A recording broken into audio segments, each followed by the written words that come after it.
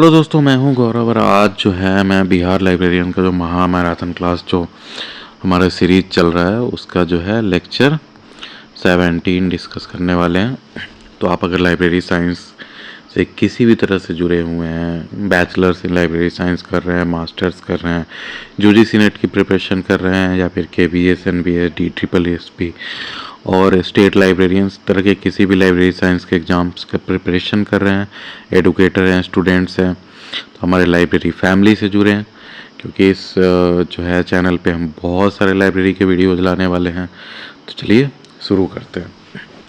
तो who define notation as a shorthand sign. देखो shorthand sign क्या कहते हैं कि आप जैसे देखे होंगे कि कोई नेता स्पीच दे रहे हैं या कोई बड़े आदमी कुछ बोल रहे हैं तो उसके साथ जो है एक शॉर्ट हैंड वाला आदमी रहता है। शॉर्ट हैंड मतलब छोटा हाथ नहीं, शॉर्ट हैंड मतलब वो सिंबल्स में जो है कुछ भी बोला जा रहा है तो उसको जल्दी जल्दी लिखता है कि जो है कुछ भी बोला हुआ नहीं छूटना चाहिए उनके स्पीच वगैरह में से। या कोई मीटिंग वगैरह होती रहती है तो आप देखोगे कि अगर मोदी जी कहीं जाते हैं तो पता नहीं अब होता है कि नहीं, लेकिन पहले तो जो है शॉर्ट हैंड वाला एक बंदा रहता था जो कि तो मतलब कुछ भी बोलते थे या फिर सामने वाला कुछ बोलता था तो उसको जो है सिंबल्स के फॉर्म में लिखते जाता था, जिसको नोटेशन कहते हैं। समझ गए? तो देखो who define notation as shorthand sign, तो EC रिचर्डसन, ये इम्पोर्टेंट है। देखो एक्सप्लेन, अब ये ऐसे नाम है तो आपको याद करने पड़ेंगे, है ना। इसमें मैं एक ट्रिक बता सकता हूँ कि रिचर्डसन R और S ऐसे याद कर सकते हो। रिचर्डसन तो शॉर्ट हैंड। देखो EC Richardson define notation as a shorthand sign in his works on library classification, emphasizing its role as a concise symbolic representation of subjects or classes। समझ गए? तो नोटेशन जो है ना, सो जैसे short hand sign से आपको मतलब शॉर्ट हैंड जो होता है उससे पूरा का पूरा स्पीच को जो है समराइज करके स्मॉल में लिखा जाता है, वैसे ही नोटेशन जो है सो आपका लाइब्रेरी साइंस में जो है ना एक तरह से शॉर्ट हैंड साइन जैसा काम करता है कि जिससे जो है आप किसी भी चीज़ को क्लासीफाई कर सकते हो सही से। समझ गए? तो देखो in as emphasising its role as a concise मतलब होता है कि किसी भी चीज़ को एकदम छोटे से जगह में लिख देना। और कंसाइज सिंबॉलिक रिप्रेजेंटेशन, सिंबल्स के with the help of symbols जो है आप किसी चीज़ को रिप्रेजेंट कर रहे हैं, है ना। जैसे आप देखो मैं एक एग्जांपल बता रहा हूँ कि आप वॉशरूम के बाहर देखे होंगे कि कहीं कहीं बना रहता है ना कि ऐसे इस तरह से कुछ बना दिया था स्कर्ट टाइप, तो ये फीमेल का हो जाता है वॉशरूम, ये वाला एक तरह से मेल का वॉशरूम रहता है। तो ये सब देख रहे हो आप सिंबल्स के with the help of symbols आप जो है किसी भी चीज़ को डिफाइन कर रहे हो। तो ये in his book classification theoretical and practical कब का है? तो 1901 का है। ये सब बुक्स का जो रहे ना वो आप नाम बहुत इम्पोर्टेंट होता है तो वो ज़रूर याद करना। तो EC रिचर्डसन जो है आपका बुक लिखे थे 1901 में, कौन सा? तो क्लासिफिकेशन थियोरेटिकल एंड प्रैक्टिकल। समझ गए? अब देखो Richardson highlighted notations functions in simplifying complex subject hierarchies for efficient organisation and retrieval. समझ गए कि कॉम्प्लेक्स हायरार्की होता है। हायरार्की मैंने पहले बताया है कि जैसे मान लो जनरल साइंस हुआ, जनरल साइंस, अब जनरल साइंस के अंदर मैथमेटिक्स को आ जाता है। अब मैथमेटिक्स के अंदर जो है जैसे अलजीब्रा आ गया, तो ये देख रहे हो हायरार्की है, तो ये हायरार्की कहते हैं। Hierarchies for efficient organisation and retrieval, तो इससे जो है रिट्रीवल भी इजी हो जाता है with the help of symbols. दो Phoenix schedule is the characteristic of which classification scheme, तो किस क्लासिफिकेशन स्कीम में जो है आपका फिनिक्स शेड्यूल यूज हुआ है। तो ये जो है डीडीसी में, डीडीसी क्या है तो डेवी डेसिमल क्लासिफिकेशन किसका दिया हुआ है तो मेलविल डेवी का। कहाँ से थे ये, तो ये आपके यूएस लाइब्रेरियन थे, यूएसए से। तो ये फिनिक्स शेड्यूल, समझ गए।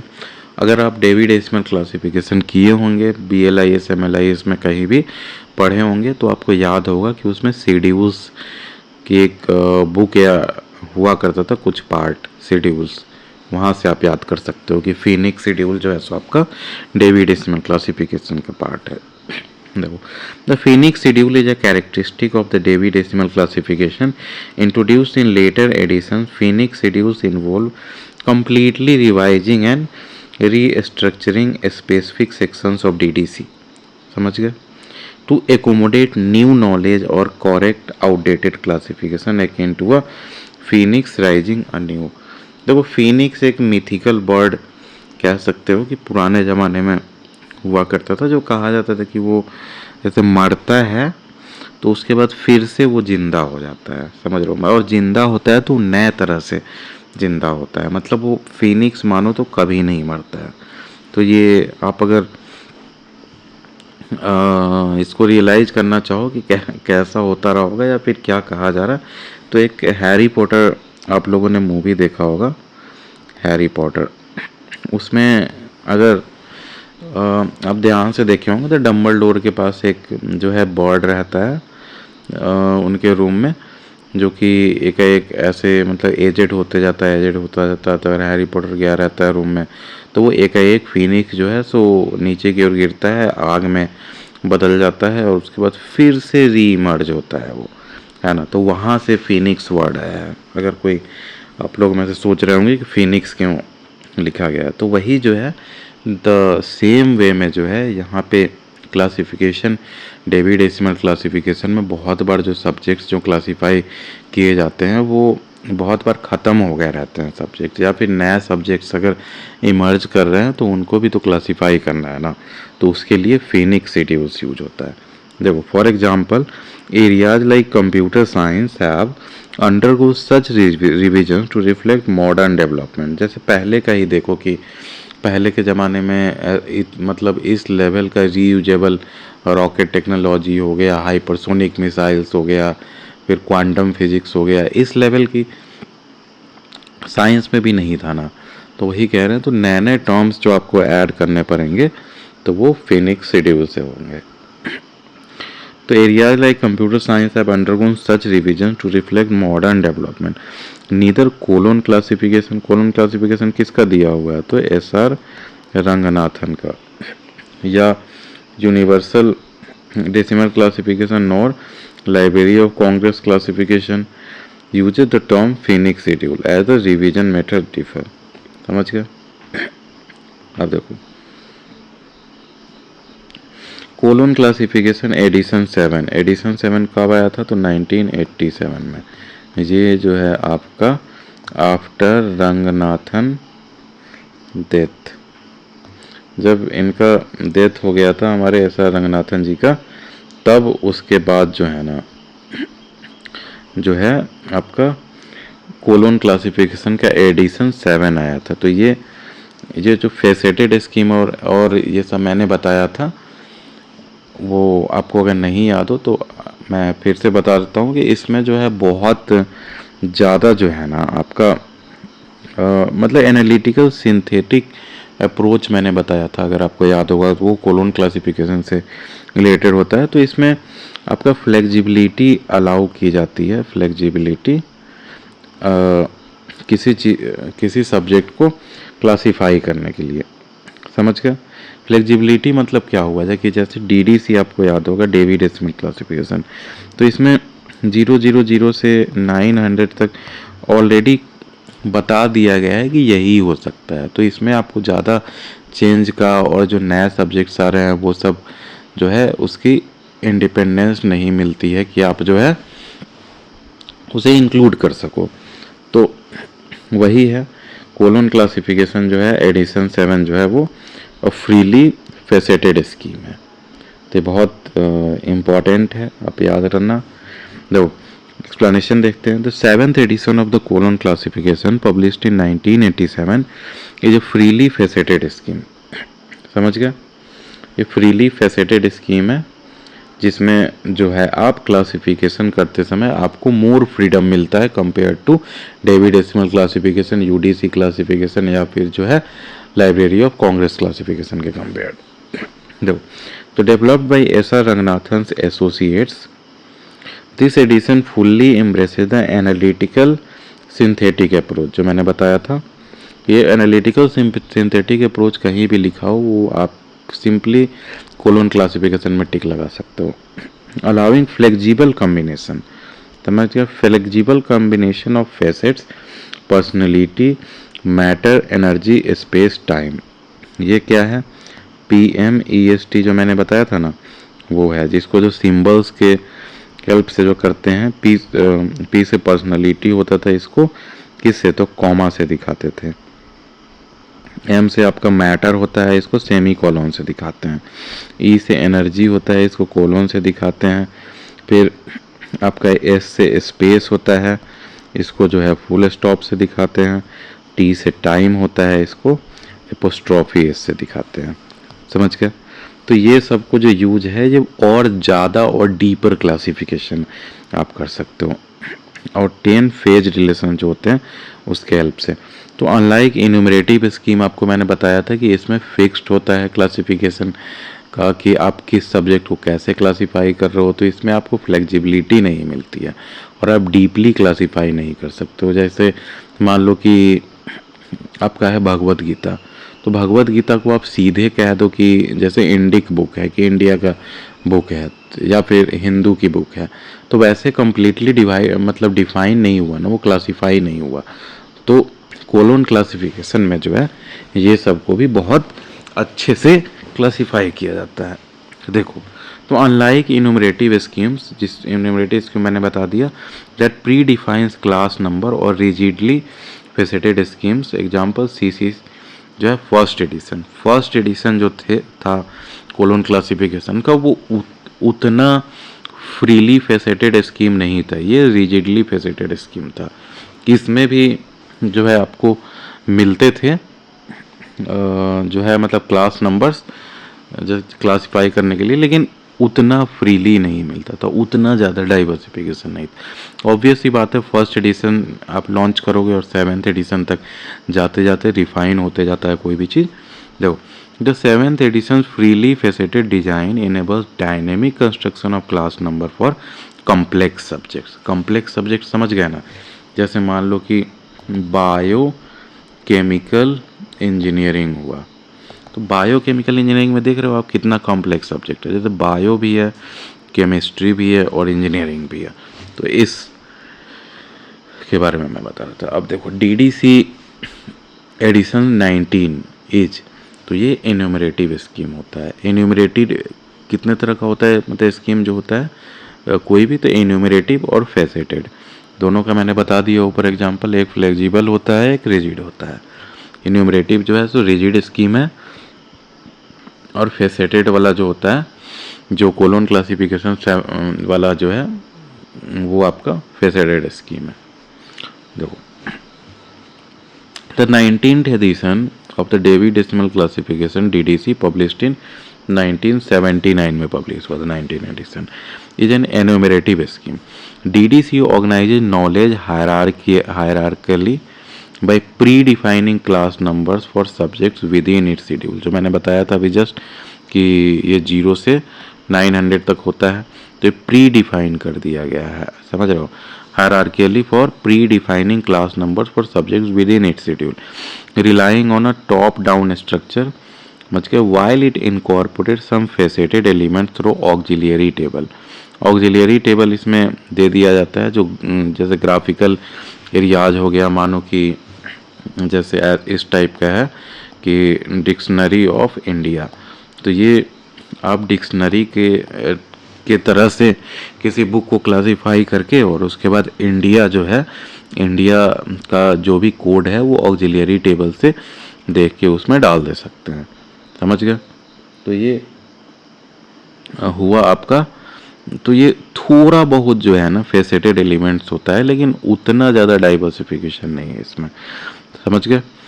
हाँ, इट्स प्राइमरी डिजाइन इज इन्यूमरेटिव, समझ गए, listing subjects explicitly rather than constructing class number via facet, समझ गए, with the help of facets, जैसे कोलोन क्लासिफिकेशन में मैंने बताया कि देख रहे थे ना, PMEST वगैरह से भी कितना ज़्यादा अच्छे से आप किसी चीज़ को पॉइंट डिफाइन कर सकते हो कि परफेक्टली क्लासीफाई हो जाए।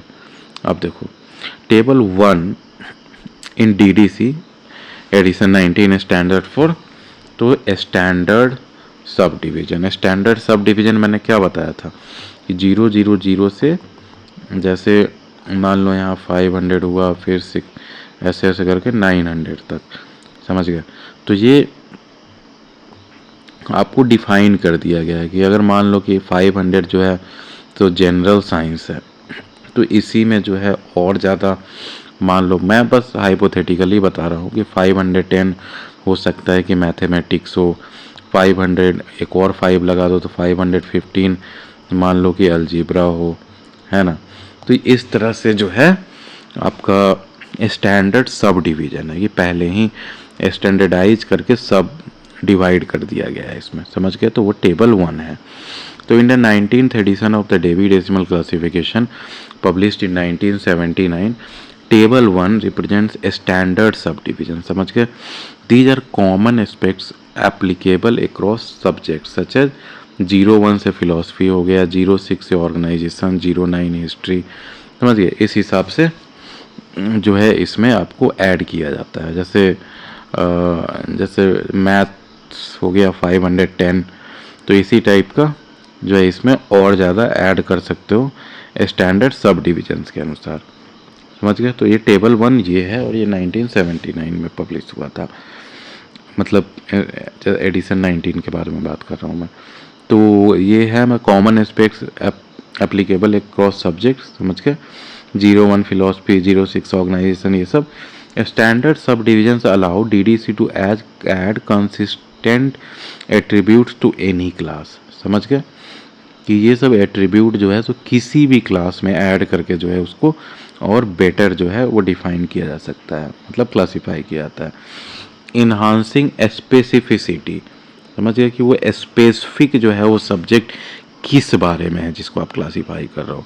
Altering the main schedule, for example 510-01 ऐसे लिखा हुआ है तो denotes the philosophy of mathematics, जैसे मैंने बताया था कि 510 जो हुआ आपका, ये जैसे मैथमेटिक्स के लिए अगर यूज होता है ना, मैथमेटिक्स। अब आप अगर लिखते हो 510-01, तो ये अब 01 किस चीज़ को डिफाइन करता है, फिलॉसफी। तो आपको अगर फिलॉसफी ऑफ मैथमेटिक्स की बुक है ना, तो उसको ऐसे ऐड कर सकते हैं, समझ रहे हो आप मैं क्या कर रहा हूँ कि ये 510 मैथ्स था और 01 जो है वो सब डिवीज़न जो मैंने बताया स्टैंडर्ड सब डिवीज़न हो गया। तो ये जैसे 016 जी मतलब 06, अब जैसे 510 और 06 रहता है तो इसको हम लोग कहते हैं कि ऑर्गेनाइजेशंस ऑफ मैथमेटिक्स, जैसे मैथमेटिक्स के ऑर्गेनाइजेशन जो होते हैं, तो उस हिसाब से आ गया समझ में आपको। तो इसको क्या कहते हैं, स्टैंडर्ड सब डिवीजन, समझ गए। अदर टेबल्स लाइक टेबल 2 जो होता है उसमें उसको क्या कहते हैं, तो एरियाज कहते हैं। टेबल 3 जो है सो लिटरेचर है, सब डिफरेंट पर्पसेस, समझ गए, वो सबका अलग अलग काम है। अब देखो table 2 in DDC stands for, ये भी इम्पोर्टेंट है। ये सब मैं जितना क्वेश्चन इसमें मैं करा रहा हूँ वो सारे इम्पोर्टेंट है। वैसे ही जैसे टेबल 2 जो है सो एरियाज को रिप्रेजेंट करता है, टेबल 3 जो है सो जैसे सब डिविजन्स ऑफ इंडिविजुअल लिटरेचर्स, ये सबको इंडिविजुअल लिटरेचर हो गया, मानो कि जैसे हिंदी लिटरेचर ही हो गया, तो हिंदी लिटरेचर में भी मान लो कि जैसे मैथिली हुआ, है ना। तो ये सब मैं बस हाइपोथेटिकली एग्जांपल ले रहा हूँ कि कितना ज़्यादा आप सब डिवीजन से जो है आप डिफाइन कर सकते हो। तो देखो table 2 in DDC edition 19 stands for, तो एरियाज। देखो in the 19th edition of the Dewey decimal classification, कब पब्लिश हुआ था? तो 1979 में, मैंने पहले ही बताया। Publish in 1972, table 2 represents for geographical areas, समझ गए, जोग्राफिकल एरियाज। फिर जो है सो हिस्टोरिकल पीरियड्स एंड बायोग्राफी, समझ गए। जैसे मान लो कि 4 है, तो ये ऐसे लगा के अगर 4 ऐड कर दो तो वो हो गया कि यूरोप की बुक है। फिर 41 है मान लो, तो ये आपको जो है तो यूके, यूनाइटेड किंगडम। तो इसी टाइप से जो है आपका सारे एरियाज को जो है पूरे वर्ल्ड के वो डिफाइन कर दिया गया कि मानो कि जैसे इंडिया है, जैसे इसी का देखो, रुको, तो पहले एक्सप्लेनेशन पढ़ लो। This table provides notations for geographical locations, example 4 for Europe, 41 for UK, and the temporal subdivisions allowing precise classification of place based on historical aspects of a subject। समझ गए। अगर मान लो कि कोई बुक पब्लिश हो रही है तो उसमें जो है हल्दी घाटी की जो लड़ाई हुई थी उसके बारे में है, तो हल्दी घाटी तो इसमें खैर नहीं होगा, लेकिन वो लड़ाई कहाँ हुई थी? तो इंडिया में हुई थी। तो इंडिया का जो आपका कोड होता होगा, मान लो कि मैं हाइपोथेटिकली बोल रहा हूँ, कोई ज़रूरी नहीं है कि यही होता होगा, 0.84, तो ये आपका टेबल 4 में, सॉरी टेबल 2 में ये सब जो है आपका जोग्राफिकल लोकेशंस और हिस्टोरिकल लोकेशन सब होगा वो टेबल 2 में, जिससे आप जो है बेटर डिफाइन कर सकते हो आप, समझिए। टेबल 1 क्या था? जैसे मतलब सब डिविजन्स ऑफ द सब्जेक्ट्स था, जैसे फिलॉसफी ऑफ मैथमेटिक्स था। ये सब बहुत इम्पोर्टेंट है, इसलिए मैं ज़्यादा फोकस कर रहा हूँ इसमें आपके लिए। और टेबल 2 क्या हुआ? तो टेबल 2 जो हो गया इसमें जोग्राफिकल एरियाज मान लो, है ना। अब देखो for example 330.94 denotes European economics, समझ गए। 330 से क्या हुआ आपका इकोनॉमिक्स, 330.9, 330.9 जो हुआ आपका ये इकोनॉमिक्स के लिए यूज होता होगा ये टर्म, इकोनॉमिक्स। अब उसमें 339.9 था, अब इसके बाद आप 4 लगा दिए। 4 से क्या होता था? 4 जो है आपका यूरोप के लिए ये था कोड, तो 4 लगा दिए तो 330.94 हो गया, डिनोट्स यूरोपियन इकोनॉमिक्स, समझ गए। अदर टेबल्स लाइक टेबल 1 क्या मैंने बताया था, स्टैंडर्ड सब डिवीजन, और टेबल 3 लिटरेचर होता है, और टेबल 4 जो है आपका लैंग्वेज होता है, सब डिस्टेंट पर्पसेस, समझ गए। अब देखो टेबल 3 इन डीडीसी, तो ये क्या बताता है? जैसे सब डिविजन्स इन इंडिविजुअल लिटरेचर, इसमें सब डिवीजन मतलब क्या हुआ? जैसे मान लो ड्रामा हो गया, पोएट्री हो गया, है ना, ये सब ड्रामा पोएट्री। फिर इंडिविजुअल लिटरेचर में, हिंदी में लिटरेचर में देखते होगे जहाँ पे आपका व्यंग आता है ना, व्यंग आता है। फिर बहुत सारे हैं, जैसे कोई कोई जैसे कविता होती है जो वैसा लिखा होता है, नोवेल हो गया आपका, है ना, स्टोरी बुक हो गया, तो इस टाइप का। तो सब डिविजन्स ऑफ इंडिविजुअल लिटरेचर जो हो गया तो वो जो है आपका टेबल 3 में आता है। तो मैं फिर से बता दूं, टेबल 1 क्या था आपका कि जो है सब डिविजन्स ऑफ सब्जेक्ट, जिसमें फ़िलॉसफी हो गया, ये सब टाइप का आता है, ठीक है। जैसे फ़िलॉसफी ऑफ मैथमेटिक्स, आप एग्जाम्पल याद रखोगे ना तो वो बेटर आपको याद रहेगा। मानो कि मैंने टेबल 1 में क्या एग्जाम्पल बताया था कि फ़िलॉसफी ऑफ मैथमेटिक्स, तो वो मैथमेटिक्स का भी सब डिवीज़न टाइप कर दिया कि उसका मैथमेटिक्स का फ़िलॉसफी। अब टेबल 2 क्या हुआ? तो टेबल 2 में आपका ज्योग्राफिकल एरिया था, ठीक है। ज्योग्राफिकल एरिया में जैसे यूरोपियन मैथमेटिक्स याद हो गया।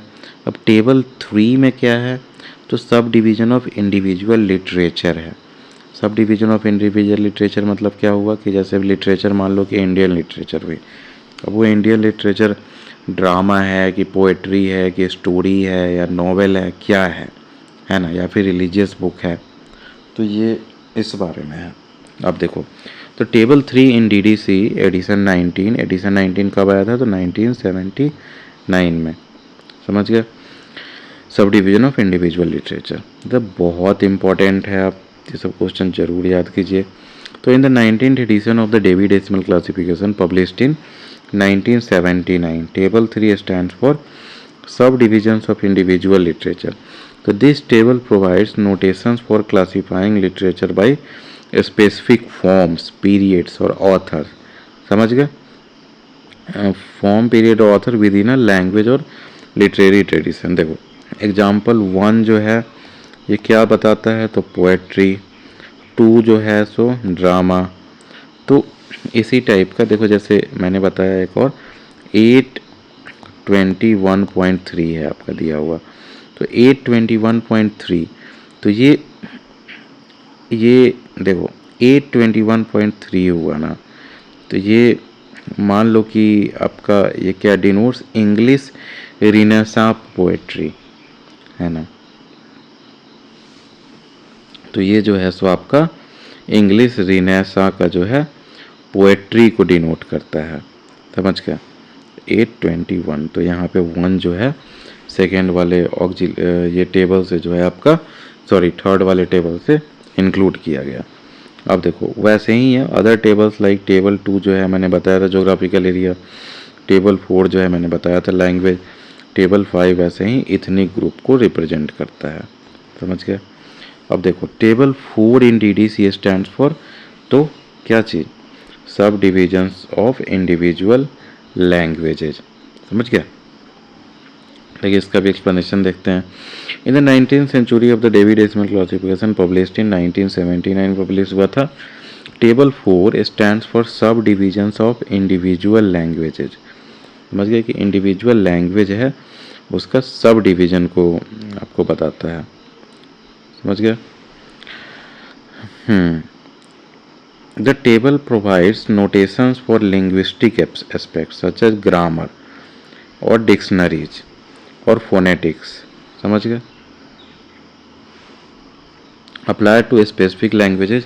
Example 420 जो है सो आपका मान लो कि 420 जो है सो इंग्लिश को डिनोट करता है। 423 जो है डिनोट्स इंग्लिश डिक्शनरी। 423 से जो है ये आपका 420 जो है ये डिक्शनरी का होता होगा, 423 कर दिया जाता है तो ये इंग्लिश डिक्शनरी हो जाता है ये। हाँ तो ये जो है आप चेक कर लेना एक बार सही से, बस आप बेसिक याद कर लो कि क्या है। तो उसमें जो यही है कि आपका ये जो है टेबल 4 जो है आपको लैंग्वेज में भी जो है, देखो लिटरेचर के अंदर भी जो लैंग्वेज होगा ना उस पर फोकस करता है। सब समझ गया? Sub division of individual language है ना। अब देखो अच्छा ये जैसे 420 जो हुआ आपका, ये आपका इंग्लिश के लिए हुआ, ये इंग्लिश। समझ गया?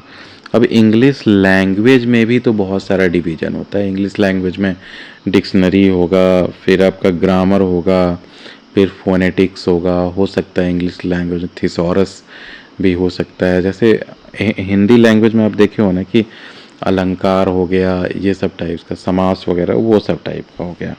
तो ये डिक्शनरीज फोनेटिक्स वगैरह जो होता है उसके लिए यूज होता है। बस आप ये याद कर लो कि कौन सा टेबल किस चीज़ के लिए है। अब देखो टेबल 5 मैंने क्या बताया था, तो अभी नहीं बताया वैसे, तो रेशियल, इथनिक और नेशनल ग्रुप्स हो गया। मान लो कि इंडियन पीपल हो गया तो वो किसी रेस को आप बता रहा है ना, मंगोलॉयड्स हुए, साउथ इंडियन रेस हो गया, महाराष्ट्रियंस अलग दिखते हैं। तो ये सब जो है आपको टेबल 5 से पता चलता है। तो racial, ethnic and national group. समझ गए? देखो in the 19th edition of the Devi Decimal Classification published in 1979 table 5 stands for racial, ethnic and national groups. समझ गए? This table provides notations for classifying subjects related to a specific ethnic or national group. जैसे 951 जो है वो आपको Chinese को represent करता है। 951 तो ये चाइनीज, तो जो भी आपका जो क्लासीफाई करके आया है उसके आगे जो है सो आप अगर 951 लगा दो तो वो आपका होगा कि वो रिलेटेड टू चाइनीज है। समझ गया? रिलेटेड टू चाइना या चाइनीज। नेशनल ग्रुप जो हुआ, रेस हो गया, उसके आधार पे, मतलब आइडेंटिटी बेस्ड हुआ है, आइडेंटिटी बनाने के लिए। अब देखो एग्जाम्पल 951 जो है चाइनीज के लिए यूज होता है, तो ये जो है 305.8951 डिनोट्स सोशल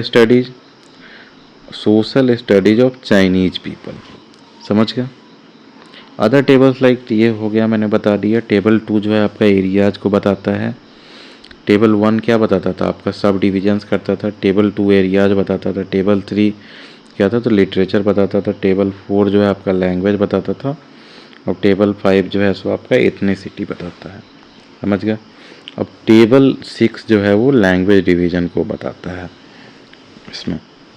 तो 19th एडिशन जो हो गया स्टैंड्स फॉर, टेबल 6 जो है stands for language division. This table provides notation for specific language. Example 1 for Indo European language, 11 for English. समझ गया। 1 जो है आपका इंडो यूरोपियन लैंग्वेज हो गया। समझ रहे हो। मैंने जैसे पहले जैसे मैं बता रहा था कि भगवत गीता हुआ, तो भगवत गीता का मैं क्यों कह रहा था कि ये लोग सही से क्लासीफाई नहीं कर पाएंगे, क्योंकि वो संस्कृत लैंग्वेज में भी तो कितना आपको डीपर जाना पड़ेगा ना, कि ये जो है आपका एक जैसे मतलब इंडियन रिलीजन से है, मतलब इंडिया से है, इसका लोकेशन देखो तो फिर जो है सो इंडिया में भी ये हिंदू रिलीजन से रिलेटेड है, उसमें भी जो है संस्कृत में लिखा गया है। तो ऐसे बहुत चीज़ें हैं, है ना। तो वैसे ही 1 जो है सो इंडो यूरोपियन लैंग्वेजेज के लिए हो रहा है, और 11 जो है इंग्लिश के लिए हो रहा है। तो वो जो है हो सकता है कि 1 ऐड किया जाए। तो देखो, it is use to classify linguistic materials और subjects related to specific languages. समझ के। कॉम्प्लीमेंटिंग टेबल 4 सब डिविजन्स ऑफ इंडिविजुअल लैंग्वेज। समझ गया। फॉर एग्जाम्पल 410 और ये 11 डिनोट्स इंग्लिश लिंग्विस्टिक्स। समझ गए। English linguistic. अब देखो टेबल 7 जो है डीडीसी में वो रिप्रेजेंट करता है तो ग्रुप ऑफ पर्सन्स के लिए। समझ गए। ग्रुप ऑफ पर्सन्स क्या हुआ, जैसे ऑक्यूपेशन आप कह सकते हो, ऑक्यूपेशन, तो ये सबसे रिलेटेड हुआ, है ना। जैसे ग्रुप ऑफ पर्सन में बहुत चीज़ आ जाते हैं, मेन भी आ सकता है, वीमेन, चिल्ड्रेन, है ना, इस टाइप से ग्रुप ऑफ पर्सन्स। सी इन 19 ये हो गया। Table 7 stands for group of person. This table provide notations for classifying subjects related to specific categories of people such as occupation, age और social roles। मतलब group of people तो आपको किसी भी तरह से डिफाइन किया जा सकता है ना, ऑक्यूपेशन के अनुसार से, एज के अनुसार से, सोशल रोल के अनुसार से। तो वैसे ही जैसे मान लो कि 8 जो है सो वीमेन को रिप्रेजेंट करता है, 092 जो हुआ बायोग्राफीज को रिप्रेजेंट करता है ना। अब तो वैसे ही 370.8 जो है denote the education for specific groups. समझ गए। फॉर वीमेन इस हिसाब से।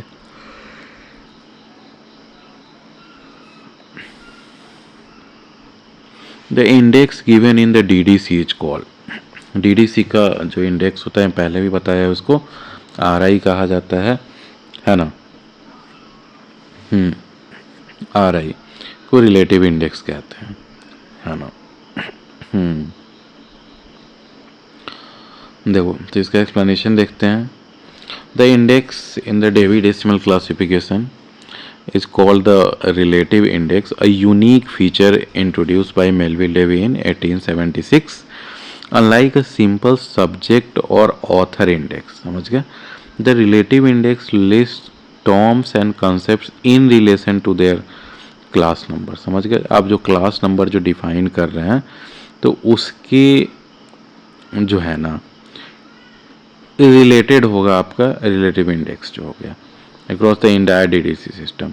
ये आप याद कर लो, क्लास नंबर से रिलेटेड होगा आरआई, रिलेटिव इंडेक्स जो होगा across the entire DDC system, showing how subjects are distributed across different classes. This relational approach helps users locate topics that may appear in multiple sections, enhancing retrieval efficiency. मतलब समझ रहे हो ना कि same subject जो हो गया ना, वो हो सकता है कि डिफरेंट क्लासेज में आपको जैसे रिप्रेजेंट किया हुआ हो, है ना। इसीलिए जो है एक क्लास का किसी सब्जेक्ट के साथ जो है रिलेशन बनाने के लिए रिलेटिव इंडेक्स यूज होता है। देखो for example education might appear under 370 and related fields. समझ गया कि एडुकेशन जो है किसी भी चीज़ का, वो आपका 370 या उससे रिलेटेड फील्ड्स में आपको मिल सकता है। देखो अगर आपको इतना मैंने टेबल इंडेक्स वगैरह सब बताया, अगर आपको नहीं समझ में आ रहा हो तो आप इसको बस याद कर जाओ। जो चीज़ आपको ज़्यादा बेटर समझ में आ रहा है उस पर फोकस करो, क्योंकि आपका मेन एम ये भी होना चाहिए कि कंपटीशन भी तो निकलनी है। देखो the concept of emptying digit facilitates.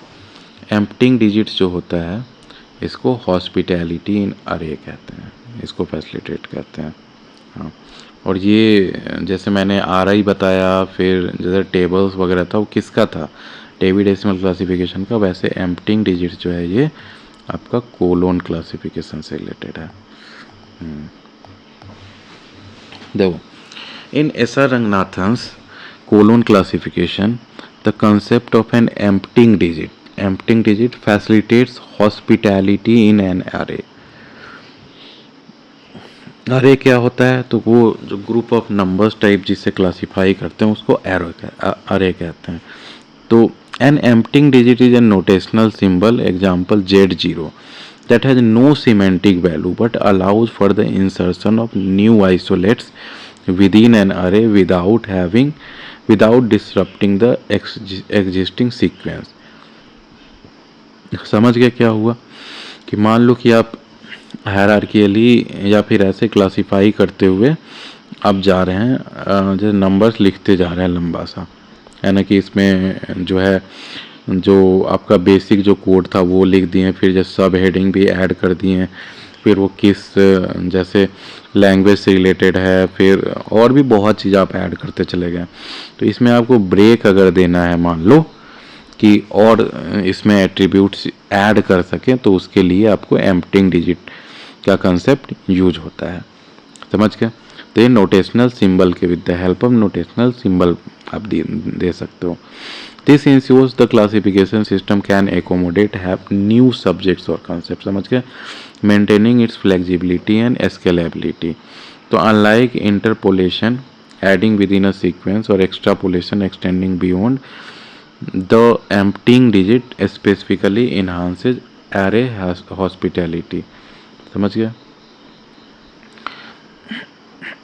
देखो in the class number 22 j semicolon 46 colon 51.4 the 41 represents.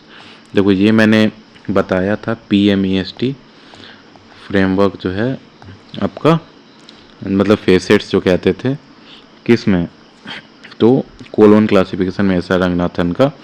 तो ये जैसे पर्सनालिटी के लिए क्या होता था आपका, कॉमा होता था, फिर मैटर के लिए सेमी कोलोन होता था, एनर्जी के लिए आपका कोलोन होता था, स्पेस के लिए फुल स्टॉप होता था, और टाइम के लिए एपोस्ट्रॉफी होता था, है ना। तो उसी से रिलेटेड है। तो ये देखो यहाँ 0.41 है ना, पॉइंट किसका होता है, तो स्पेस का होता है। तो स्पेस समझ गए। नहीं समझ में आ रहा हो तो मैंने पहले के लेक्चर्स में जो है सब अच्छे से एक्सप्लेन किया। देखो मैं आपसे रिक्वेस्ट करूँगा कि आप लेक्चर 1 से जो है, मैं जितने लेक्चर ला रहा हूँ मैम महामैराथन क्लास में, आप पूरा देख जाओ, क्योंकि मैं जो है with the help of objective question जो है मैं पूरा सिलेबस यहाँ पे आपको पढ़ाने वाला हूँ।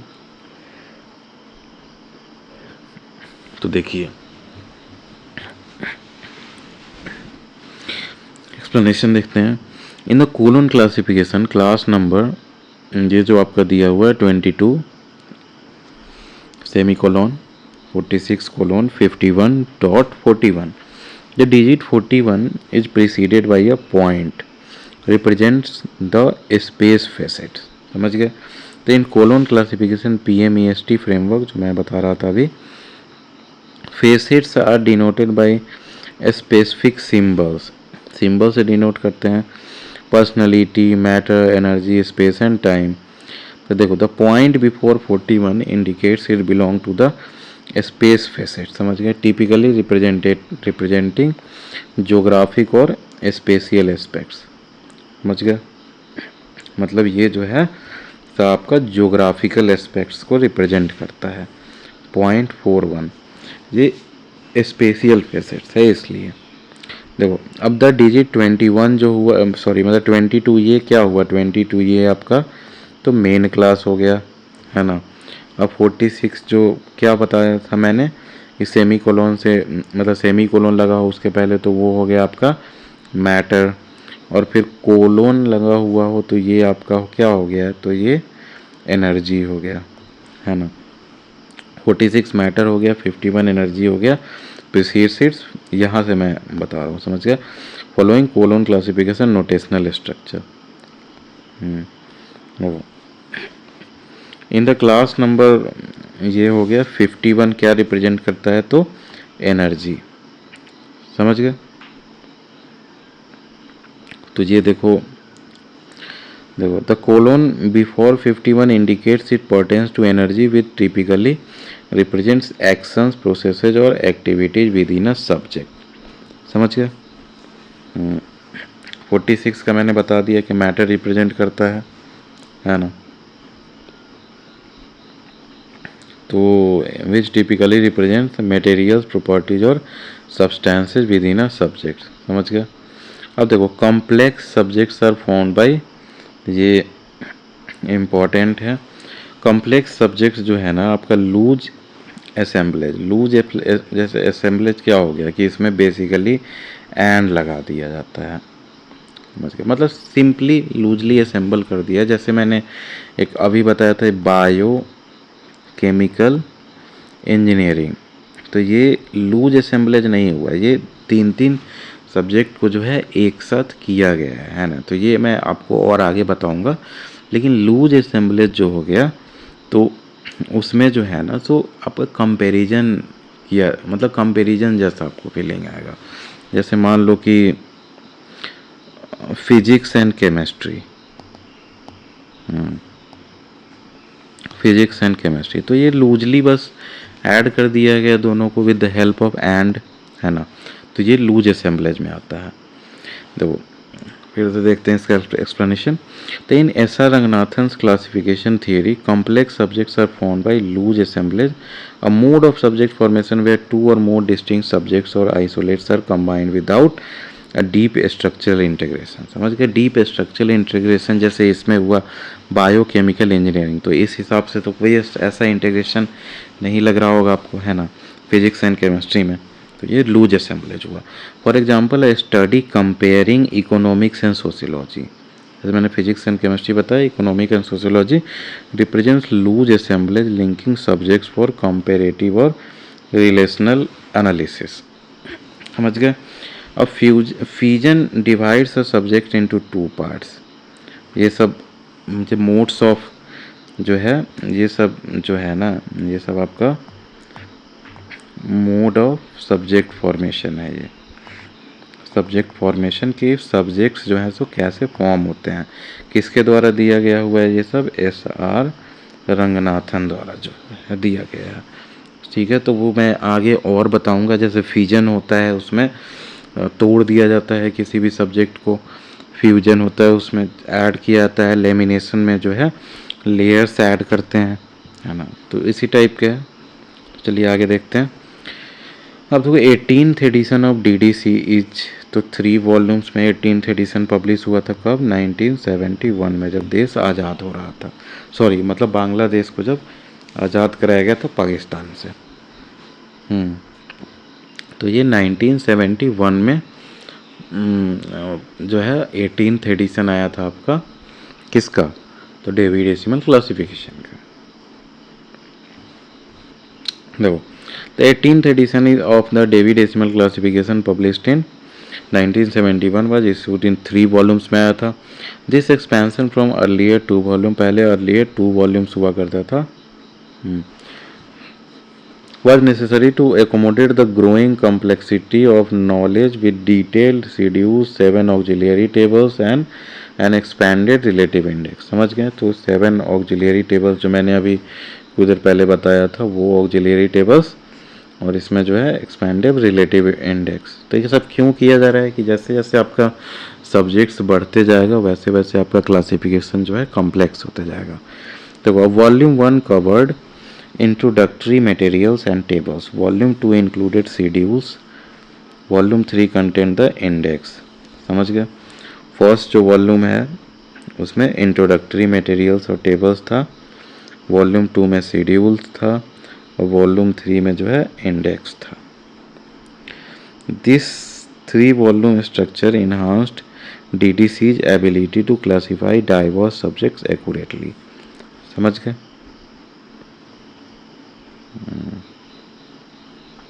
देखो एक और चीज़ याद कर लो, 20th एडिशन जो आया था वो 4 वॉल्यूम तक चला गया था। अब तो 20th एडिशन ऑफ DDC's इन तो 4 वॉल्यूम्स, तो ये 4 वॉल्यूम में पहुंच गया। ये देखो 18th एडिशन जो था वो 3 वॉल्यूम में था। समझ गए?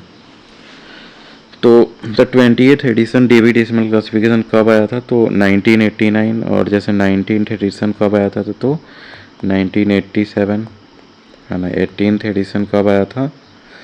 तो ये 1983 है ना, सॉरी 18th एडिशन 1971 है ना।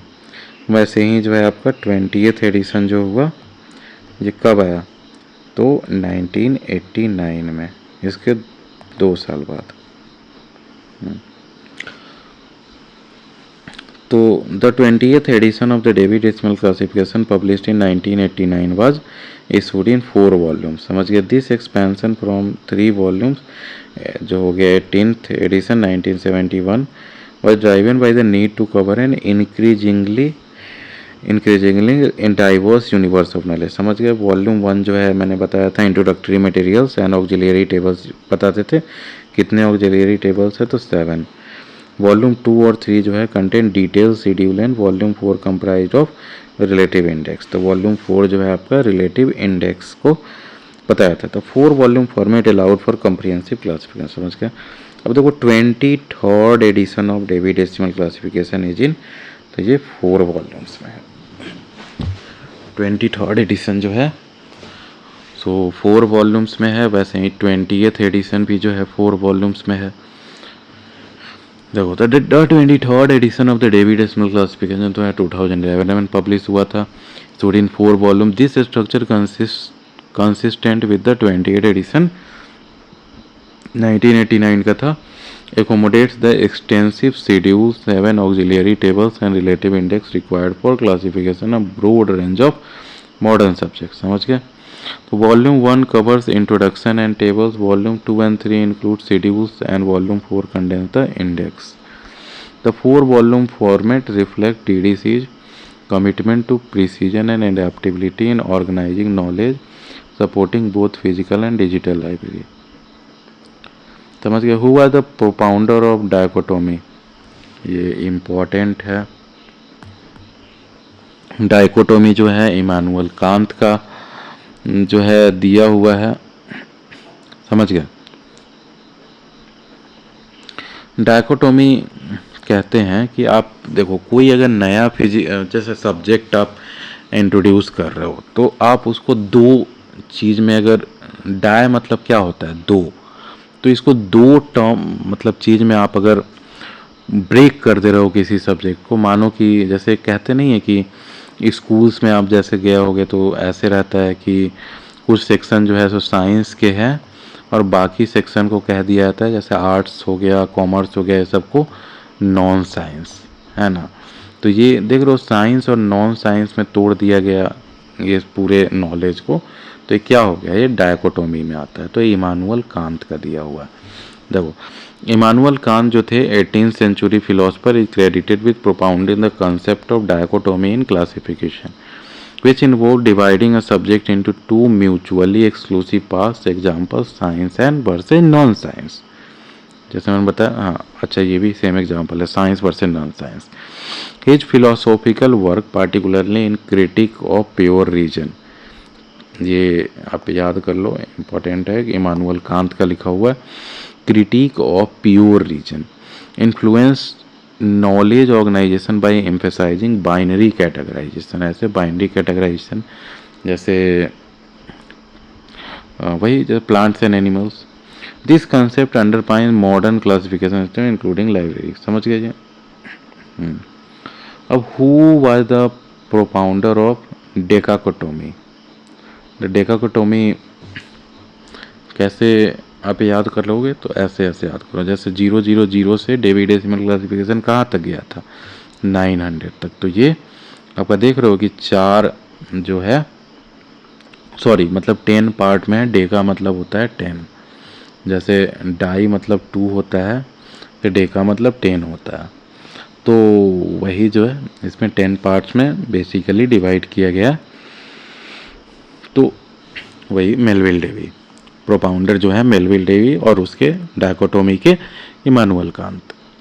तो Melvil Dewey is credited with propounding decatomy in library classification through his Dewey decimal classification introduced in 1876। The dichotomy involves dividing knowledge into 10 main classes 000 से 900, each further subdivided hierarchically.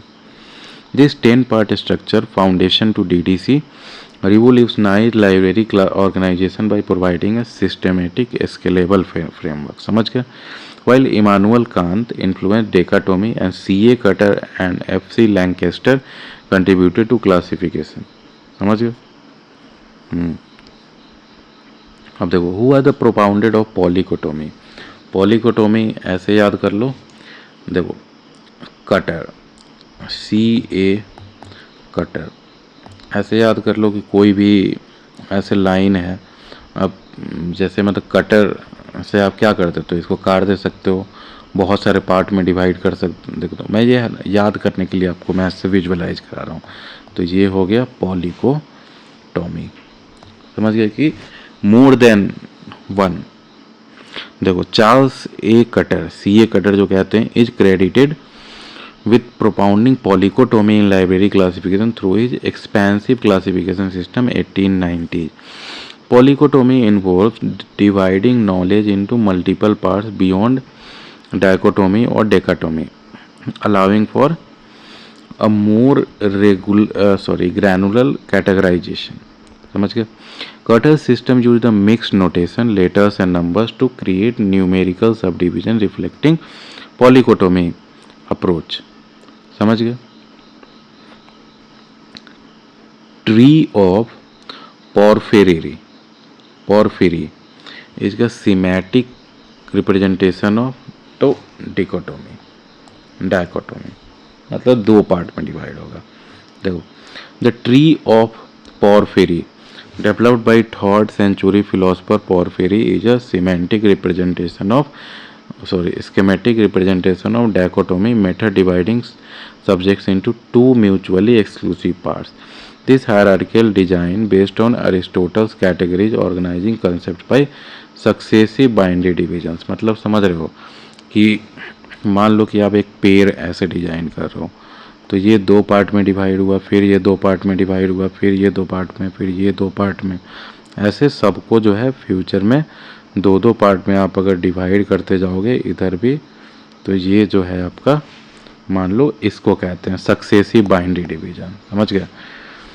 Substance versus non substance, material versus immaterial, it influence classification theory by illustrating how knowledge can be structured through dichotomous splits. ये dichotomous splits हुआ। आप देखो, library of Congress classification was devised by, तो library of Congress जो है तो कौन इसको डिवाइस किया था, तो